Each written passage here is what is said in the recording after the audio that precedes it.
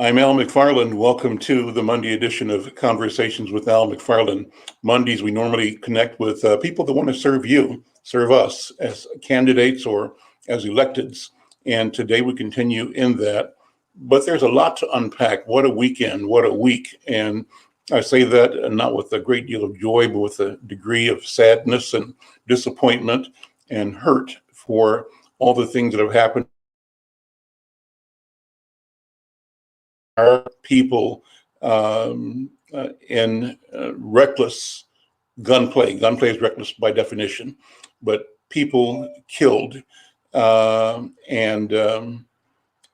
just mayhem. And then beyond the stuff that happened downtown, incidences in North Minneapolis again over the weekend, and before that, last week, we all are still grieving the death of the child who was killed by gunfire, as she said, in her mom's car.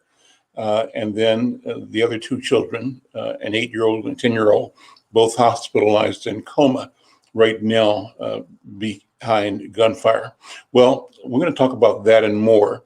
One thing we will do is have a meeting or conversation with the mayor. Mayor Jacob Fry is going to join us at about 1:45. So stick around for that. In fact, tell somebody. And if you are watching on YouTube, subscribe to the program, tell people about us, share it. If you're watching on Facebook locally here, we'd love to have you, share and like what we're doing and tell your friends about us. You could also be checking us out through the national social media page of National Newspaper Publishers Association. It's called Black Press USA. We're thankful to have that link and the ability to expand this conversation to a more global audience through the work and the presence, the footprint of the Black Press of America.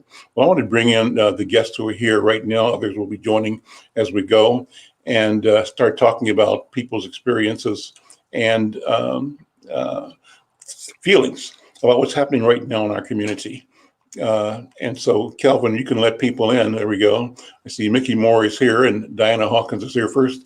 Hello to Diana Hawkins, my partner in this enterprise. Diana, how you doing, first of all? I'm fine, Al. How's everybody today? Just a little bit shocked about what happened over the weekend. Little tired and a little depressed and angry all at once. You know, there was another drive-by shooting on the street over from me, so it's crazy. So how's that, what are our neighbors saying? What are the people that you're in contact with in Hawthorne saying and feeling? Diana, what do you think? I know a lot of people in Hawthorne right now are just like frightened. They don't want to come out their house. They're kind of scared to even call the police for help because they don't know if they're going to come or how soon they would get there. And then if they get there, then is there going to be a confrontation once they get there, because they don't know what situation they're walking into. Mm-hmm. The kids right now, they're restless. They're doing graffiti again, had some behind the office. It's terrible. We have to do something. We really have to come up with some kind of plan to get our kids involved doing something before they tear the city up. What do you think is behind that? I mean, why has this emerged with the intensity that we're seeing right now? What are you guessing? I mean, kids are going to always be kids, but now being a kid at this level is deadly. Well, think about this. We got this pandemic going on. People are having mixed feelings. Do I take off the mask? Do I get vaccinated? Now they're telling our kids they have to get vaccinated at this age, So you have that. You have the trauma that they're facing. Number one, behind the fact that I really can't go out, or if I go out, am I safe? And now here's the big question. If I go out now, am I going to get shot? So, it's getting warm. Kids have nothing to do. There's really nowhere for them to go. So they're starting to gather. And once they start gathering, boom, we see what's going to happen.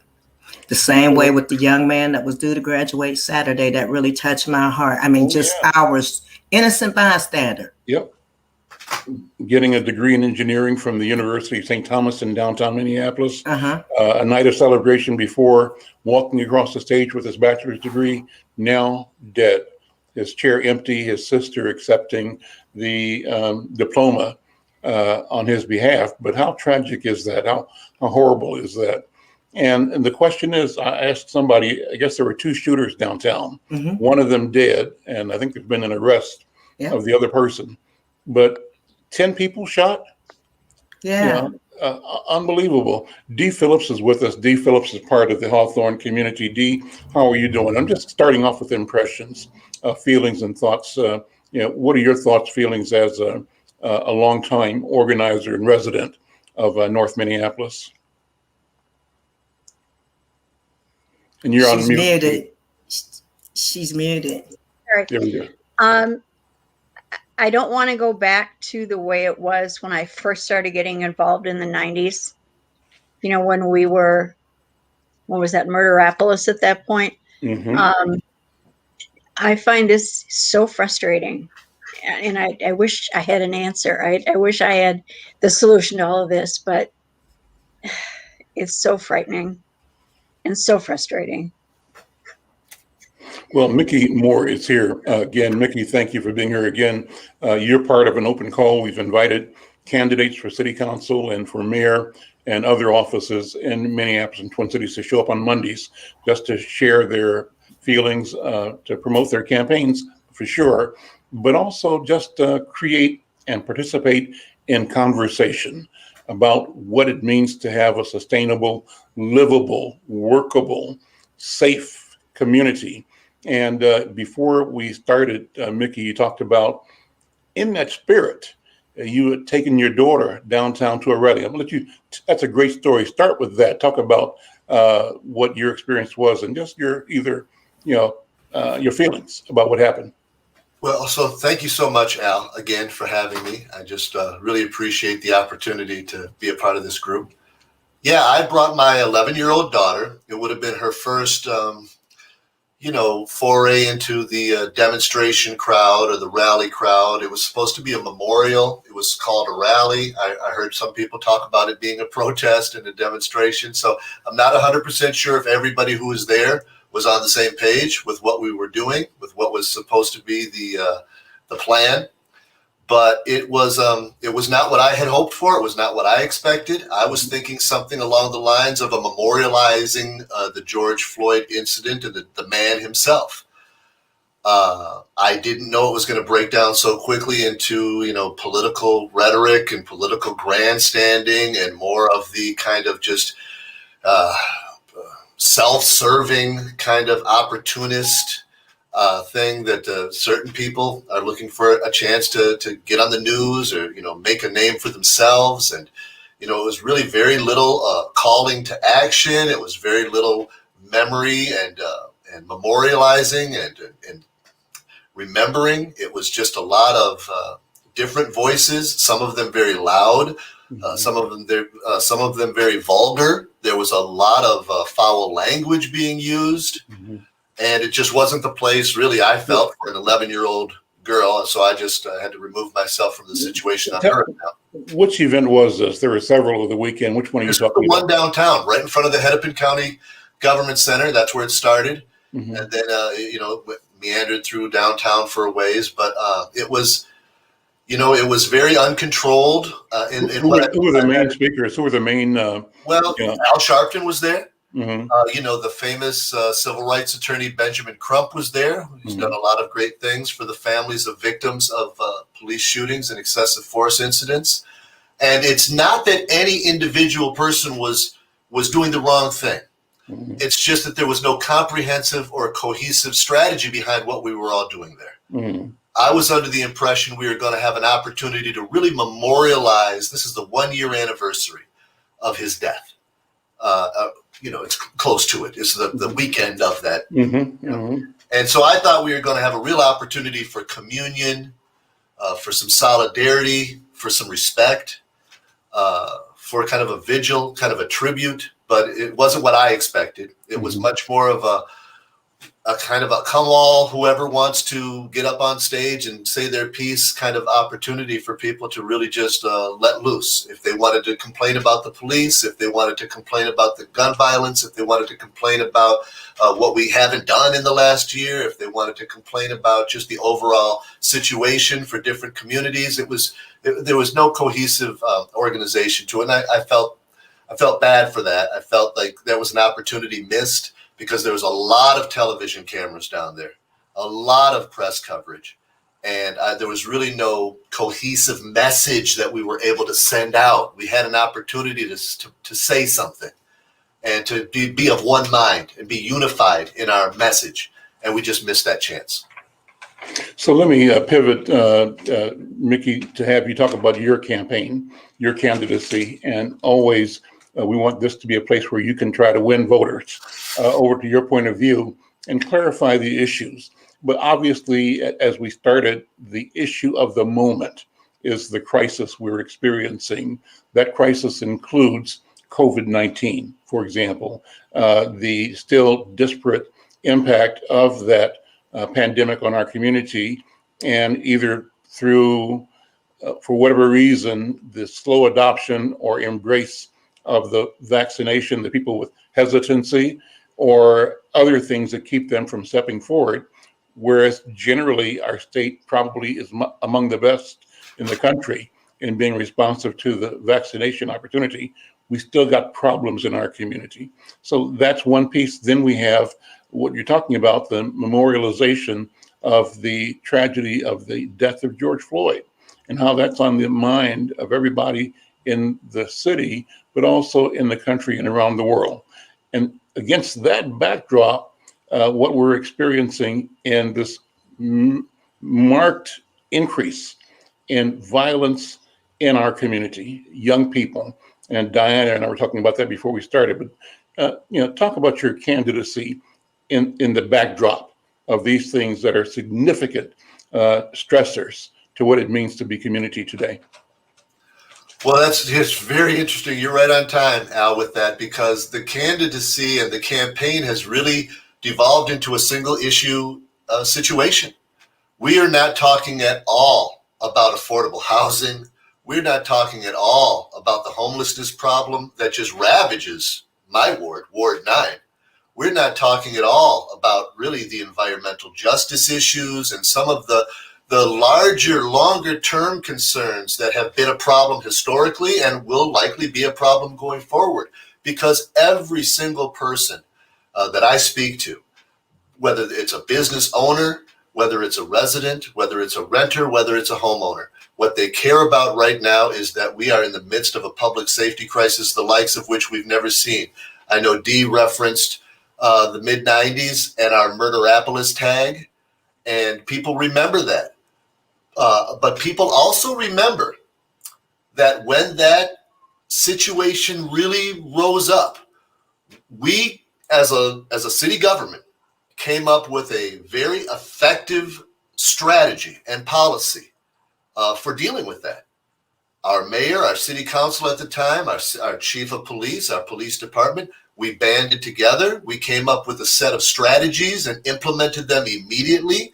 And there's no question that in retrospect, with a 2021 lens, some of those policies and some of the ways we implemented those policies may have been a little bit, we would have to re-examine the methods in which we implemented those, because it's 25 years later and it's a different generation.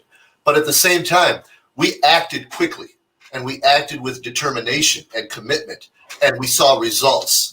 The Murderapolis tag lasted a short period of time, and very quickly we started to recede from that. And I think that possibility still exists today. The people that I speak to that remember that, Dee, so vividly, remember that we got out of it, that we made strides. And that's what people want. Nobody expects our city to always be perfect, but we expect that when we have problems, the elected officials do what is necessary to solve those problems. The same as if we had a problem with our recycling system, or our garbage getting taken out, or our streets weren't getting plowed from the snow. We would expect our city to do whatever it took to solve that problem, and this situation is no different. And we have high expectations here in Minneapolis, and I think that's why you're going to see a tremendous turnover in leadership and a lot of impact and effect by this very next campaign and election. What are you predicting? That's a great, I mean, you're saying you think we're going to see a turnover. What do you see as the likelihood of the election coming up? Well, several city council people unexpectedly aren't running again. So we know we're going to have turnovers in several wards, including Ward 9. But it's also likely that some incumbents who are seeking re-election are going to have a very difficult struggle on their hands because they have not shown the cohesive leadership unit that we need out of a city council. It's not about one individual city council person in one ward. It's about a council of leaders effectively working together to collaborate over the problems that we have and come up with solution-oriented ideas that work to resolve the problem. We all want the same end result, whether you're in Ward 1 or whether you're in Ward 13.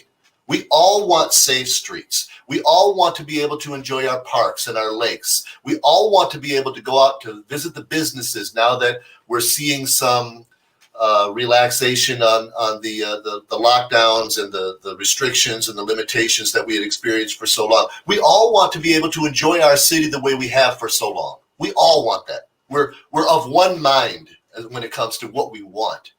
But for some reason, this group of leaders has not been able to get their act together and come up with the kind of intelligent, solution-oriented policies, procedures, and protocols that it's going to take for us to get there. And that's the only effective thing to do now is to swap them out with new leaders. Mickey Moore, talk about Ward 9. Ward 9. Describe for those who are in town but not in your area, and those that might be from out of town, what's the dynamic, what's the demographics, what is the historic story about Ward 9? Well, Ward 9 is the most diverse ward in our city. We have very vibrant communities of Latinos, of immigrants, of Asian Americans, of East African immigrants, of African Americans. We've got large groups, large communities, very vibrant communities of all these different types. And it's just, it's one of the reasons why people move into Ward 9. I hear it all the time. I came here because it's so diverse. I came here because the cultures are so active and exciting. And it's just a fantastic place to enjoy each other's culture and learn about each other's culture. And so that's one aspect of our community. It's also historically been an environmentally disenfranchised community. We have the highest pollution rates. We're a green zone, okay? We've been declared a green zone because historically, Ward 9 is where they dumped a lot of the pollution-related companies, chemicals and so forth. And so we've got this long history of a disparate health care effects, asthma, diabetes, high blood pressure, et cetera, et cetera. So it's got a historic, it's got some historic beauty and some historic damage that we need to keep in mind as we go forward. We have to undo the damage of the past. We have to maintain our beauty and our culture moving forward. It's a place where we have a very active participation by these different communities. And so it's critical that every community feels represented. Every community needs to feel like they have a voice in the way our city is governing and legislating our different communities. We need our indigenous community in Little Earth, which is part of Ward 9. We need for them to feel like they tell the boundaries. What are the boundaries of that? Oh, well, it's been gerrymandered and redistricted so many times. It's essentially Lake Street from the freeway from 35W up to Minnehaha, and then about 4 or 6 blocks north and south of that, north and south of Lake Street. So from 26th Street to 35th Street? Exactly, from about 26th, but in some areas it stretches over to 24th, in other areas it stretches up to 38th. So it kind of meanders around a little bit, but It involves the East Phillips, the Midtown Phillips, the Longfellow neighborhoods, the Cochrane neighborhoods, Central Minneapolis, and it's just a very vibrant and long-standing active community. They've long been, it's an area that produced a lot of our leaders of the past. Sharon Sales Belton is from this area, and it's just the kind of area that really encourages people to belong. Our neighborhood associations are very strong, as Diana probably knows. Powderhorn and Longfellow and Cochrane, and these neighborhood associations are very Cando, whatever you want to call it. These are very strong. Yeah. So the incumbent has chosen not to run. Who are some of the predecessors that you are aware of? Can I build us a story of leadership? There was Gary Schiff. Putting you on the spot, but whatever you can remember of who the several predecessors were, if not actual city council members, people of influence in the neighborhood that is essentially Ward 9. One of the reasons why I'm running in Ward 9, besides the fact that I've lived in and around Ward 9 since I was 13 years old, is because after running for United States Congress last year, Ward 9 had a tremendous level of support for my campaign. I received over 1,500 votes out of Ward 9. And so we felt like this was a great merging of opportunities with this incumbent city councilwoman not running again. Before Alondra Cano, there was Gary Schiff, and I know several years before that there was Tony Scallon. And I'm not going to be able to remember every council member that came out, but there have been several that maintain some level of activity. Tony is still very active in the DFL Senior Caucus and the political entanglements that they like to get involved in. And Gary Schiff is now living in New York, but he still maintains some connection to a lot of the different residents and some of the businesses here. And there are just a lot of people that worked for their administrations, for their offices, that are still here in Ward 9, because we have a long history of involving our own community. And so a lot of times we pull policy aides and policy experts right out of Ward 9 to help us with the administration and the duties of the city council.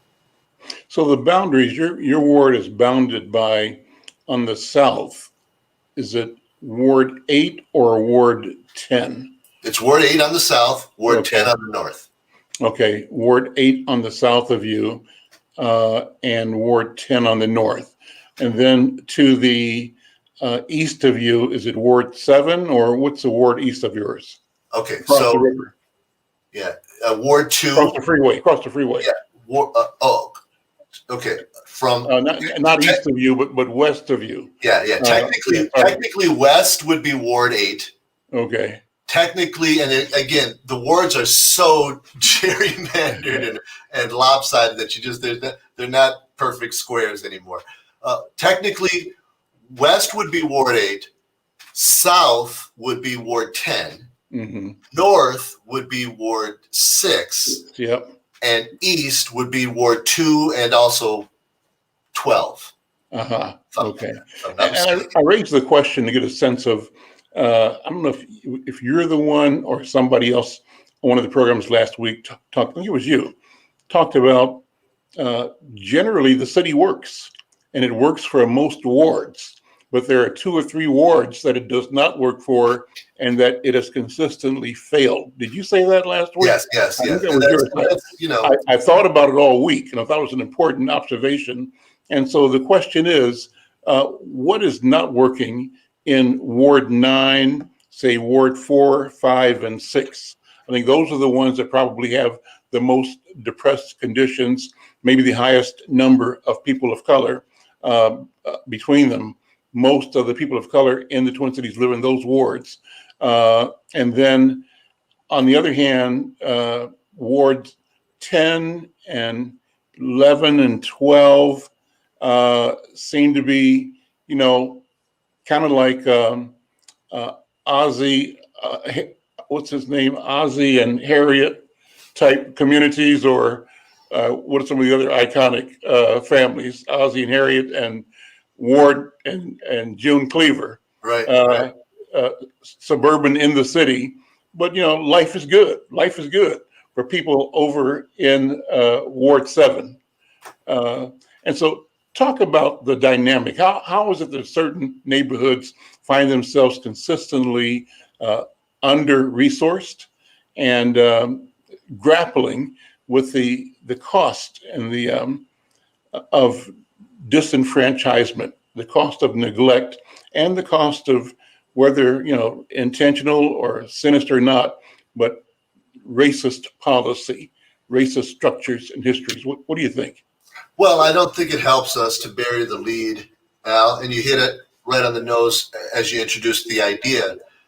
Those wards that are historically the most diverse and have the largest communities of color are also historically the same exact wards that are so often disenfranchised and left wanting at the plate. And it's just a matter of application of resources. It's a matter of proper representation, fair and proper representation. It's a matter of the ability of our community to fundamentally demand and ask for what's due us. We don't have the same property tax levels we don't get the place at the table like these other wards do. And it's been that way historically. And so what we're feeling now, even though situations have changed and things have changed on the ground, and talk has changed and the rhetoric has changed about the issue, historically speaking, the damage has been done. I use this example a lot when I try to explain to people that just don't understand how we can become balanced from this legacy of imbalance. When you have such a tremendous imbalance on the scales, and one side has historically gotten everything that they need, and the other side is barely getting anything, you can't change that dynamic by now applying equal measures to both sides. That doesn't change things. Mm-hmm. Okay, that's fair, but it doesn't change the historical imbalance that has already been perpetrated. Mm-hmm. What we have to do in order to create real balance, if that's what we want, is we have to apply a tremendous imbalance now to the scales, mm-hmm. to give weight to those historically disenfranchised and disadvantaged communities to allow them an opportunity to catch up. And that's what we're not seeing now. That's the point that we're at right now with our community, with our ward in Ward 9. We need extra help. We need additional funding, additional resources. We need more than what you're giving to everybody else if we're going to regain any sense of balance. And that's not happening. And it's becoming difficult to make that case for people because, it looks like now you're doing the exact same thing. Now you're being unfair in reverse. And it's a complicated issue, but that's what would have to happen if we really wanted to create some fairness and some balance back into the system. I call that, Mickey Moore, telling the truth. And what we fail to do is tell the truth about how things got where they are.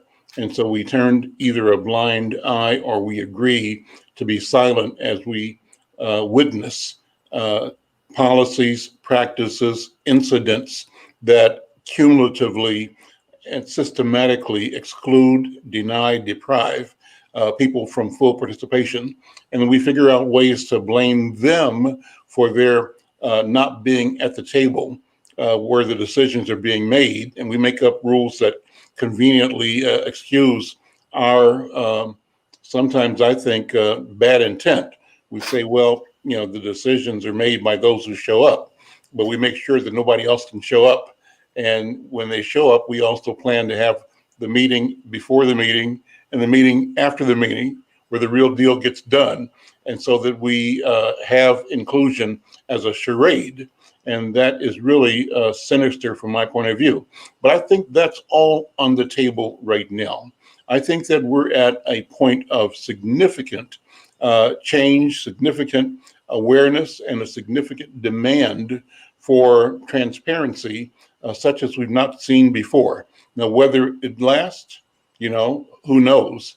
And maybe other people felt this way in generations past, only to see these feelings dissipate in time, people's energy captured by other things that are immediate or pressing, or solutions having been arrived but not staying at this dynamic place where change is always taking place with a sense of intensity and a sense of intentionality. So I think truth telling is another way to describe what you just described, is organizing ourselves to go back and examine why we are here and tell the truth about it. I want to pivot one more time and ask you for your impressions, your thoughts on what happened with the gun violence over the weekend.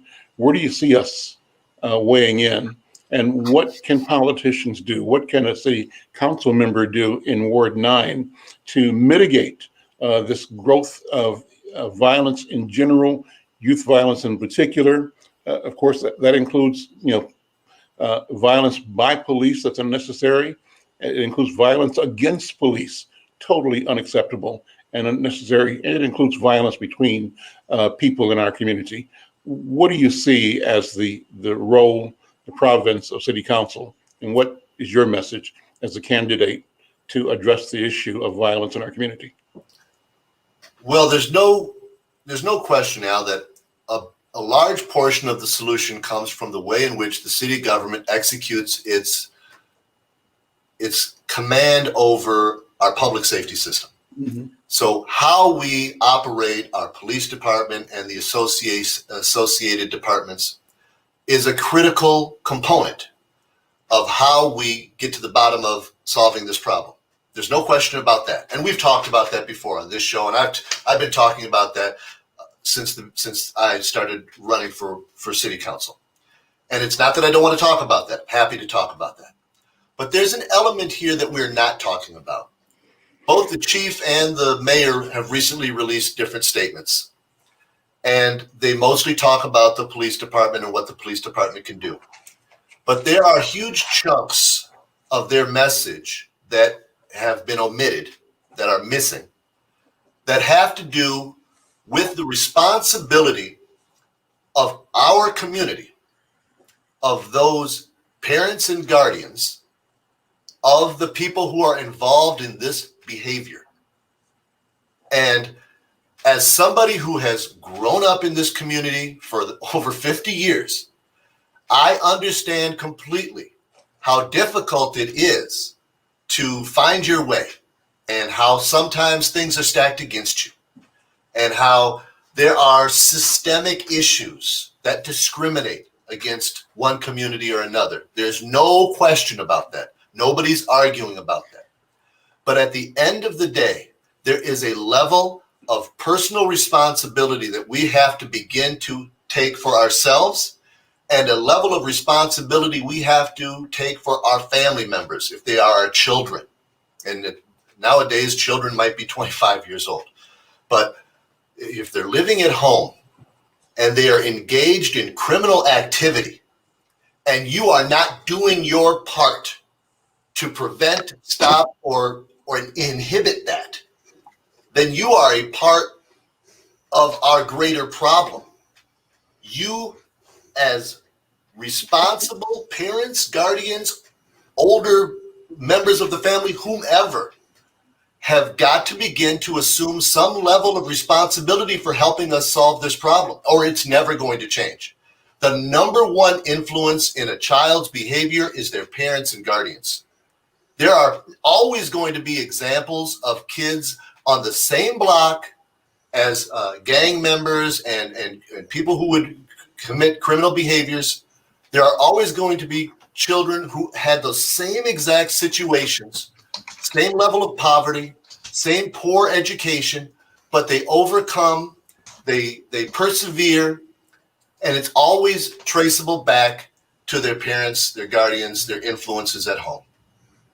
And so I would highly recommend to anybody who's listening, any elected official, begin making personal responsibility a core element of your message every time you talk about what you're going to change regarding the chokehold policy, about what you're going to change regarding your gunshot strategy, your cameras, surveillance camera strategy. Start making a positive and impactful message out of people taking responsibility for themselves, for their children, for their family members, in such a way that we can start to turn this thing around from the inside out. Because just putting pressure on it from the outside is always going to lead to some amount of resistance. We have to start looking inwards and start changing this problem from the inside out. Is there a suggestion, Mickey Moore, that there is a process that makes what you're describing something legal rather than just a suggestion? What I'm hearing is let's have the conversation differently, but I don't hear you saying that you want either policy or some other system that connects the household with the functioning of all of the members of the household. And is that something that's worth talking about, or that can be discussed? Maybe that cannot be discussed given the history of the idea that individuals are individuals, and you can't blame a family or a household for what an individual does, or can you? That's the question. What do you think? Well, I think we absolutely need to start having that discussion, Al, and I would never presume to promote policies or actual protocols because I'm not a legal scholar. I'm not a city ordinance and regulations expert. And these are issues that we need to bring in experts on so that we can have these discussions and determine which policies, which ordinances, what regulations or laws can be applied fairly, indiscriminately, unbiasedly, that will have a difference. What works? What proven strategies have we seen in other cities, in our own city at different times historically? What works? I've always been a pragmatic, progressive Democrat, and I don't care where ideas come from as long as they are solution-oriented and they are proven to work. So if we come up with something that actually solves this problem, this scourge of gun violence that is killing our citizens, including our children, that is, as Diana said, has our residents scared to come out of their homes. We have to do something about that. We have to do something about it immediately, and we should never take an idea off the table. In fact, we should be looking to pour ideas onto the table, look at all of them, and figure out which ones are going to be worthwhile, which ones we should back burner for some time. What do we need to try first? Give me the top 50 ideas you've got, and let's roll with all 50 of those. As you were describing this, what came to mind, I can sort of tell a personal story. I've spent some time in Ghana, and on one occasion, maybe on two, I went to an event of a traditional court in the Ashanti Nation, and it was a thing they call the Great Sitting. It's a regular weekly community court, or court of chiefs and kings, and about 40 to 50 elders sit in this huge kind of open air pavilion, a tent with no doors on it. So it's open all sides. It's on a yard built for this purpose. And in this circle of people, figure the size of a basketball court, at each point, if you're imagining a clock, like at 12 o'clock, there's one clan, at 1 o'clock, another clan, usually 10 to 12 people per clan. So each of the points, 12, 1, 2, 3, all around, might be 12 groups that make up the whole community. And they sit and judge arguments, complaints between residents of the community. Someone accuses someone of stealing his herd or his produce from his farm or his property from his house, or in some way offending him or her. They bring this to the community to have the item discussed. What they do is the accuser and the accused don't come alone. when they come, their whole family has to show up, or a representative group of the entire family has to show up. And they argue their positions, saying what I did was right and what they did was wrong. He's lying, he's not lying. Classic stuff that you'd hear when people are in conflict. And then the council itself argues and weighs the truth as it appears, or if other information that might give people an idea that one is being more truthful than the other. And finally, they decide, and they find one party guilty and one party not. Then they make both parties go outside. They, first of all, excuse the party that was not found guilty. But the party that was found guilty, they have to go outside and be prepared among them and between them to accept the punishment, because the punishment applies to the whole group. And so the point is, dysfunction is a family affair. And even if it's one member of the family, what he or she does reflects on the all. And the all have a shared responsibility for maintaining protocols, order, decency within their household, within their family network. So that's what came to mind. I don't know how legal that could be in this country, but it's a thought of how do we organize communities so that people have a sense of both connection and accountability for each other in a broader scale. So it's not just individuals.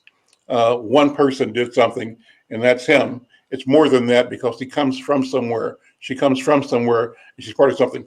Diana, what do you think? Brother Clarence Jones, how you doing, man? Good to see you. Thanks for jumping in here too. Thank you. What did you go to Ghana with one of those groups, Clarence? I did not. I went to Kenya and Nigeria, so I didn't make Ghana. Uh-huh. But you know what? It's interesting that we're talking about this particular subject in terms of the family's responsibility for our children. Because I was thinking about it this morning. Is that there was a time where if a young person did something, it brought shame, or it brought some shame to his family. Now I'm not into shaming people, but I'm just saying that families felt a responsibility to the community about the behavior of one of its own members. One of the other things that I thought about, Al, was that, and I was trying to remember this guy's name. He used to be the councilman in North Minneapolis. His name was Don Samuels. Okay. Yeah. 35, 40 years ago, Don Samuels made a story. He told a story that has always stuck with me. The story he said was this. He says, anytime a nation conquers another nation, one of the first things that they will do is destroy the artwork. The question was, why do they destroy the artwork? The answer is, they're not part of the picture. I think that one of the things that we have to do, and really in order to help our young people understand, they have to understand what their real role is in our community. They are still citizens of our community. Now, how do we do that? I think that that's going to require us to be really, it's going to cause us to think about some things and figure out ways in which we can engage them in ways in which they can see that they have positive things to add. So those are just my quick comments. Diana, D, thoughts, feedback? Clarence, you're absolutely right. They are still, like you said, they're considered still our babies. So we still got to protect them, and we got to do that any way we can. And Mickey, you're absolutely right. There has to be some kind of way, whereas we saw what happened in Murderopolis, we're seeing what happened now. So how do we move forward? Who is accountable for us moving forward? And I think it's us ourselves. We have to come together and we have to move forward. Can't nobody do this but us. I don't care what nobody say. I don't care how many plans. The people have to come together. And I really do admire Reverend McAfee and everyone that are standing on these corners right now to take back our streets. We got to do this. Talk about that. I know that there's a meeting going on right now, I believe, because I talked to Reverend McAfee this morning. I invited him to be on this program, but I know he was in a meeting that a lot of the leadership is in that started at 1:00. I'm believing that the mayor will probably be coming from that meeting to this one Mhm. momentarily when he gets there. But Mhm. what are you understanding these church and community leaders are saying as a way to bring, as Mickey was suggesting, ordinary families back into a place of presence and a place that is not, a place of retreat because of fear of safety? What do you think, Diana? Al, I think, and my heart is heavy for him right now, but I think Brother KG said it best yesterday. It's going to take your whole family to come out and do this. And I remember KG having his daughters out there when they were very young on the streets. So it's going to take the whole family. And like you said, that is what these churches are doing. They're bringing families, they're bringing organizations that have never come together to come and stand together right now. And they're doing this in a way whereas I think our city council leaders, I think they really need to pay attention because this 21 days, it's going to happen for this 21 days. And I think it's going to bring some healing, but not enough. And the strategy that was announced yesterday was that for a period of 21 days, starting right now, there are going to be, in effect, community patrols at certain hotspots in North Minneapolis. I don't know if that includes South Minneapolis or not, but I know for sure they're talking about Lowry Avenue, Yes. Lowry and Penn, I think, Yep. Broadway and Lindale, Yes. where Merwin's drugstore or liquor Yes. store is. Yep. And probably 26th and Logan, I think. That's where Yes. somebody was just shot this weekend, right? Yes. Two people. There's two incidents this weekend on 26th and Logan. Okay. One during the week and then one the weekend. Okay. So, yeah. And so, and what's the idea that if more people show up, the people that are bad actors will not show up, or will at least be, encouraged to not do what they would do otherwise. Is that the idea, Diana? Yes, that is the hope, that if there's enough people standing on these hot spots, that will discourage the people from wanting to hang out and, start this shooting. And, I just hope and pray that the children are safe out there, because we know they are going to be out there and they're just as angry as the adults. They want to take back the streets. They're tired of it. But the hope is to bring some kind of peace to the neighborhoods and to these corners, because people have to be able to come out. They have to be able to go to the store. You shouldn't have to be able to, you should be able to go to the grocery store. You should be able to sit on your front porch. You should be able to have fun in your backyard without being shot. So the hope is to bring some kind of peace and unity for these 21 days. And so, as we're talking, I'm reminded of another conversation I had recently on one of these panels where the guest was saying there ought to be the Times Square solution. What do you mean by that? Well, Times Square in New York, 42nd and Broadway, I guess, was a seedy, dangerous, neglected, crime-infested area for years and years and years. And what the policymakers did was decide to make the investment, an investment that was massive, a grand investment that brought thousands and thousands of people. It made it a destination rather than a place to be afraid of or to run from or to avoid. And Mickey, I think that North Minneapolis is woefully empty, underpopulated. A lot of land, not a lot of people. And what we need is the kind of investment that can bring thousands and thousands and thousands of people up and down West Broadway, on Lowry Avenue, on Penn Avenue, on Plymouth Avenue, people living and working and earning incomes, showing up, sitting out on their porches in the afternoon or in the evening, visiting each other, enjoying the amenities of the community.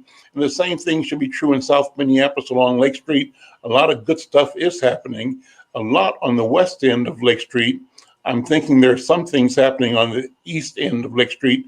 But what do you think? Is there a strategy that we can say we know from other markets that investment equals improved safety.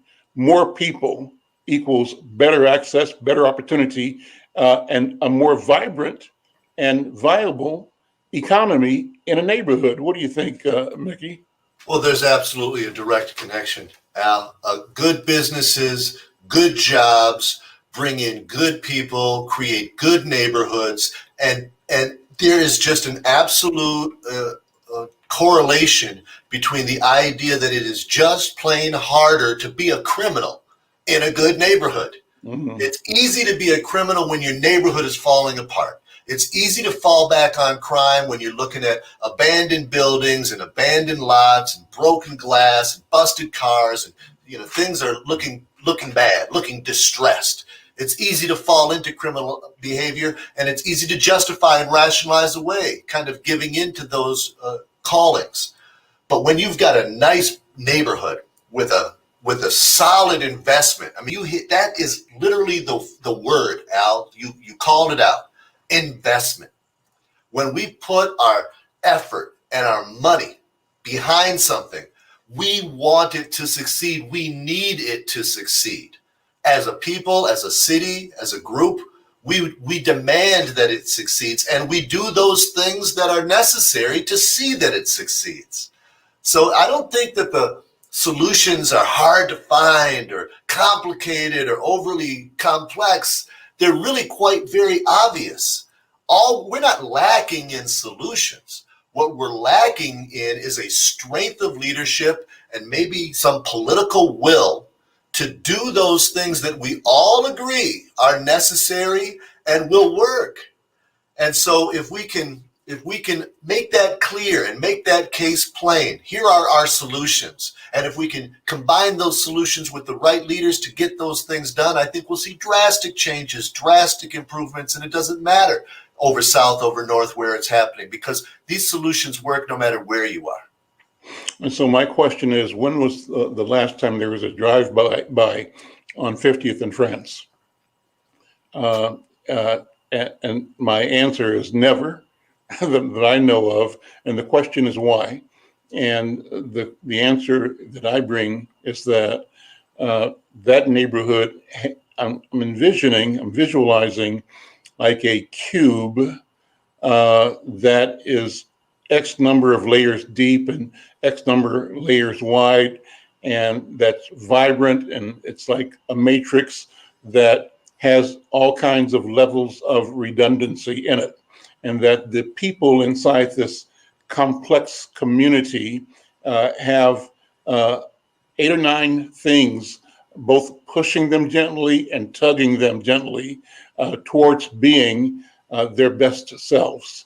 And so they have plenty of jobs or opportunities to work, maybe not all the greatest jobs, but a job nonetheless. But the idea that a greater job is not far away. They have transportation. They have access to credit at a local bank. They have a bakery around the corner that they can go and buy things when they need the comfort of baked goods. They have mechanics, and they have all kinds of retail operations in that community. But along with the churches and government offices, there is a layer upon layer upon layer of support. And that multi-layered system of support enables them to be and demonstrate what family can be and should be. And by comparison, the network of support is threadbare in parts of 9th Ward, parts of 4th Ward, and 5th Ward. That's what I believe, because there has not been that investment that creates, again, that robust and layered set of capabilities that absorbs and buttresses against individual challenges, dysfunction, and keeps the community moving towards healthy sustainability. That's what I think. What do you think, Mickey? Well, yeah, and I think it was last week that you brought up how how viable and vibrant the entrepreneurial spirit is within our community, within the Ninth Ward and over North. And that's not being fostered the same way it is in these other communities. You see, when somebody has a great idea, they don't get the kind of investment and backing and support that they need to turn that idea into a business and to turn that business into real jobs. You know, I was so lucky to be able to start the Braid Factory. I looked for support. I went to banks. I went to different organizations, Women Venture and Minneapolis Foundation. I said, I got this great idea. They just threw me out of the building. They said, oh, that'll never work. I don't understand it. I never heard about it. It doesn't sound like something we would ever get into. Go away.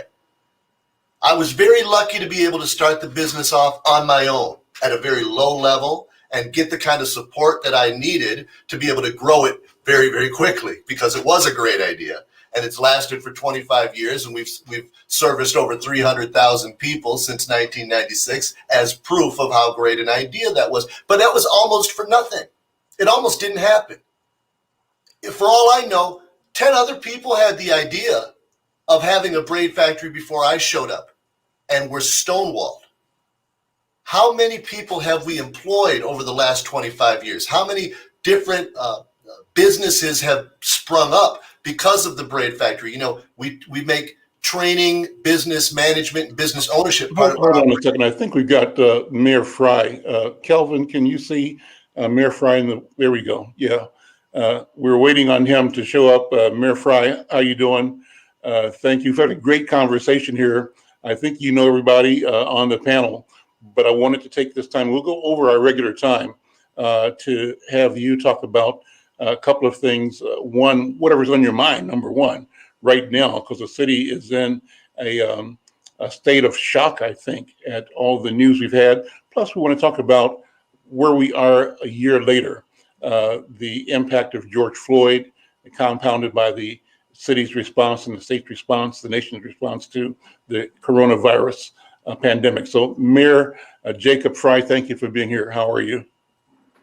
Well, I'm doing well. Thank you so much for having me, Al, and to all of the other panelists. I've at least been listening to you all speak beautifully and accurately for the last several minutes here. Al, I just want to let you know I've only got a few minutes myself here because I got to jump off to the next meeting. But, yeah, there's a lot that's weighing heavy, I think, on all of us right now. And at this point, you've seen the faces of 10-year-old LaDavion and 9-year-old Trinity fighting for their lives. You've seen 6-year-old Anaya, whose tragic death this last week really struck hard in the deepest corners of our city. And you've heard stories and you've seen footage of vigils. And I think our whole city is really trying to come together right now to say enough is enough. And simultaneously, we're moving into the 1-year marker here following the murder of George Floyd. And as we look back, there's really no policy or program that will change the fact that George Floyd, a Black man, was murdered by police. That's part of our history. We have to acknowledge it. And we need to make sure right now that we have really deliberate change, that we're specific, honest, and authentic in getting to true transformation. What's happening right now? I know I talked to Jerry McAfee and others this morning, Reverend McAfee, and the intent is that a number of the clergy and community leaders will bring people to some of the hotspots. Can you tell us what's going on with that right now? There's a lot of work underway already, and we're working hand in hand with community. And you referenced Reverend McAfee's plan, which is to get a number of community members, clergy, and leaders within community out into some of these hotspots, which is going to be really important and essential. That, again, we're working hand in hand with our law enforcement teams. And simultaneously, we rolled out a comprehensive plan around both public safety and accountability this last Monday, with both community members and our chief, Arredondo. That plan includes everything from some items that need to happen in the immediacy over this summer, like right now. It includes targeted investments that we can have as part of our Rescue Act funding. It includes safety beyond policing. And it includes a number of accountability items too, because I'm a believer, accountability and safety, they need to work hand in hand. These are not mutually exclusive items. They got to work together. Anything special that you're doing to commemorate George Floyd's story here? Well, collectively, I know both individuals, activists, community members, and yes, city leaders are doing a whole heck of a lot. I want to make make sure that, I'm not centering myself in this. This is not about me. This is about community. And so, certainly I'll show up in support of a community, especially our Black community, who I know has been grieving over this last year. They've felt these tragedies quite acutely. And we're in support fully. And so there's a number of things that I did yesterday and we'll be doing today and tomorrow as well, commemorating the occasion, but more importantly, recognizing this collective need for action moving forward.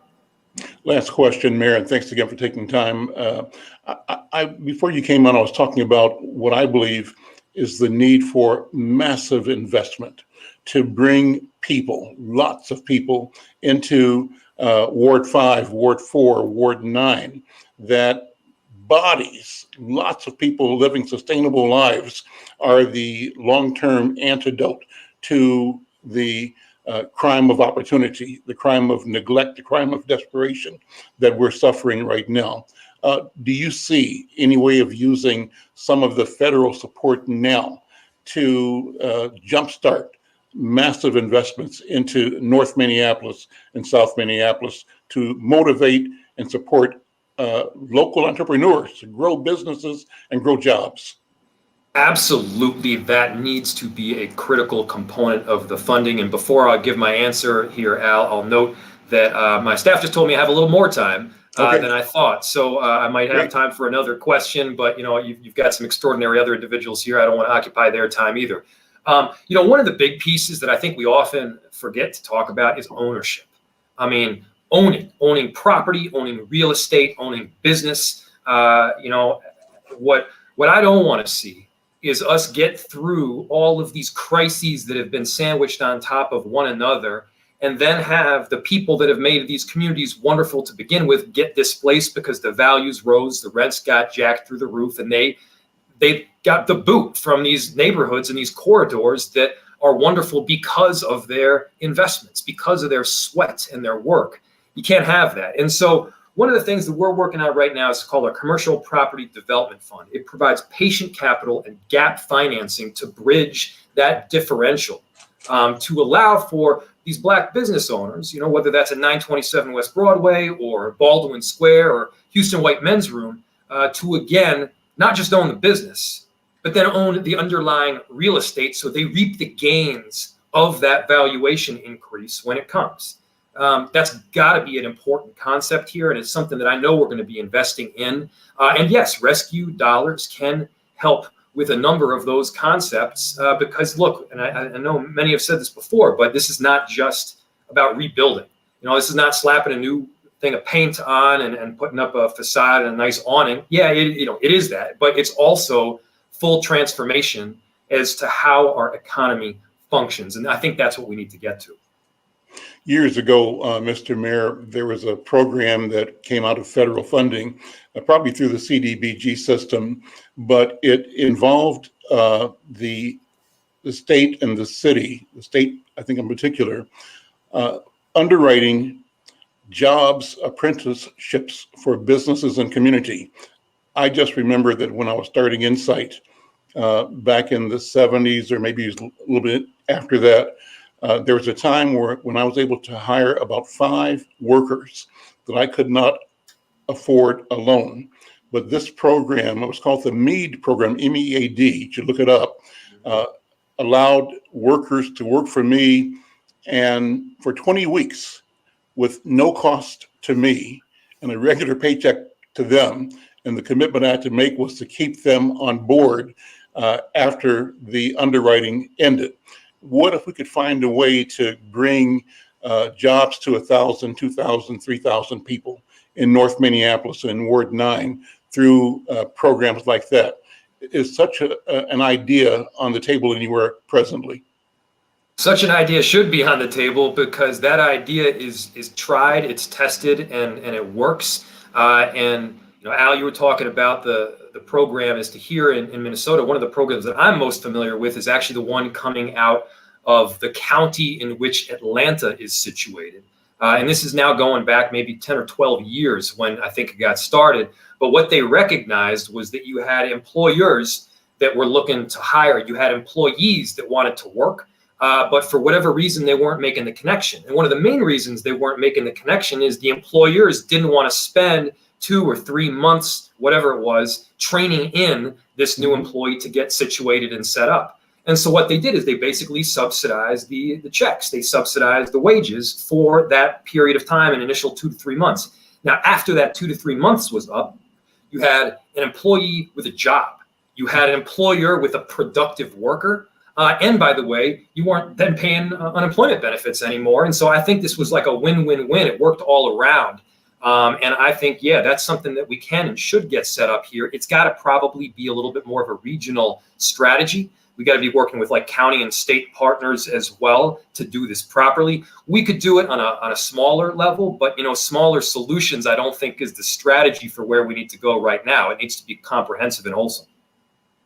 As the society moved towards more service businesses, people providing personal services, is there an idea that, for example, North Point, the Urban League, Phyllis Wheatley, even private businesses like the African American Child Wellness Institute, it's a nonprofit. These are all serving health and mental health and community health opportunities.